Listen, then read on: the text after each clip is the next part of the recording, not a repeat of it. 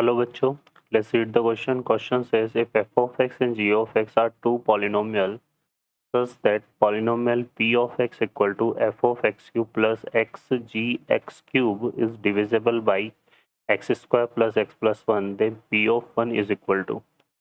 Solve करते हैं बच्चों क्वेश्चन को। इस क्वेश्चन के लिए जो की कॉन्सेप्ट है वो देख लेते हैं यहाँ से। की कॉन्सेप्ट,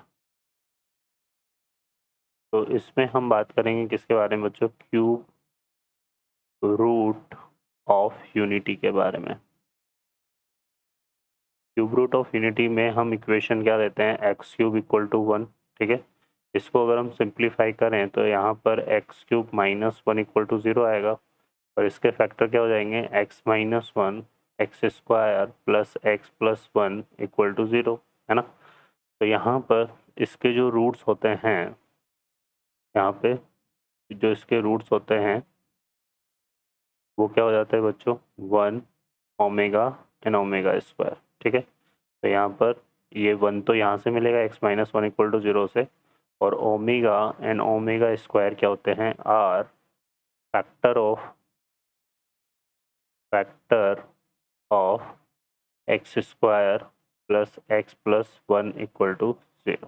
ठीक है, ये इसके फैक्टर होते हैं। तो यहाँ से अब देखिए, अब ये बोल रहा है कि हमारे पास क्वेश्चन में फंक्शन दिया हुआ है p of x equal to f of x cube plus x g of x cube.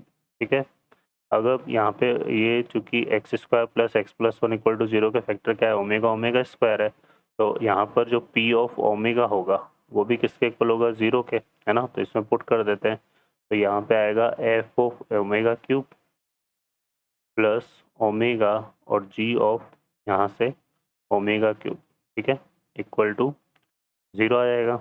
हम यहाँ से देखो, ओमेगा क्यूब की जो वैल्यू होती है वो 1 होती है, तो ये आएगा f of 1 plus omega g of 1 equal to 0। ठीक है, ये हमारे पास आ जाएगा। इसको लेते हैं इक्वेशन नंबर 1। अब हम क्या निकाल, अब देखो यहाँ पे ओमेगा स्क्वायर पुट करने पे भी क्या आएगा? 0 आएगा, तो यहाँ पे पुट कर देते हैं। तो यहाँ से ये किसके इक्वल आ जाएगा? f of omega cube, x cube है तो ओमेगा स्क्वायर का होल क्यूब आएगा ये, है ना। ओमेगा स्क्वायर का क्या आ जाएगा? होल क्यूब प्लस यहाँ x की जगह आ जाएगा ओमेगा स्क्वायर और यहाँ पर g ओमेगा स्क्वायर और यहाँ पे आएगा g ऑफ ओमेगा स्क्वायर का होल क्यूब। ठीक है, अब ये ओमेगा क्यूब का होल स्क्वायर लिख सकते हैं इसको, तो ये 1 के इक्वल होगा, तो ये आ जाएगा हमारे पास f ऑफ 1 यहाँ पे इक्वल टू 0 और ये कितना आएगा? Omega square g of 1 equal to 0। ठीक है, ये लेते हैं इक्वेशन नंबर 2। अब हम क्या करते हैं? इक्वेशन 2 माइनस इक्वेशन 1 कर देते हैं। तो यहाँ से देखो, f ऑफ 1 में से f ऑफ 1 को सेपरेट करेंगे तो 0 आ जाएगा और यहाँ पे आ जाएगा हमारे पास, और यहाँ पर आ जाएगा बच्चों हमारे पास क्या? Omega square minus omega into g of 1 equal to 0। अब यहाँ पर जो g और ये रिजल्ट है ओमेगा स्क्वायर माइनस ओमेगा, इसकी वैल्यू तो क्या आएगी? नॉट इक्वल टू 0, तो यहाँ पे g ऑफ 1 इक्वल टू 0। अब इस g ऑफ 1 इक्वल टू 0 को हम पुट करते हैं इन इक्वेशन 2। तो यहाँ से हमारे पास क्या आएगा? f of 1 plus omega square into 0 equal to 0। तो ये तो g f of 1 equal to भी यहाँ पर हमारे पास क्या जाएगा? 0। f ऑफ 1 0 आ गया, g ऑफ 1 0 आ गया। अब हम यहाँ पे क्या निकालेंगे? p of 1। तो p ऑफ 1 हमारे पास क्या बनेगा? जो फंक्शन हमें दे रखा है उसके रिगार्डिंग f ऑफ 1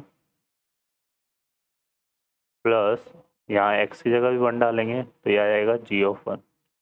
अब इन दोनों की वैल्यू 0 है तो p ऑफ 1 की वैल्यू भी क्या आ जाएगी? 0। तो p ऑफ 1 की वैल्यू जो है बच्चों 0 आ जाएगी। तो ये हमारा इसका आंसर होगा। ओके बच्चों, I hope you understand well. Best of luck, thank you.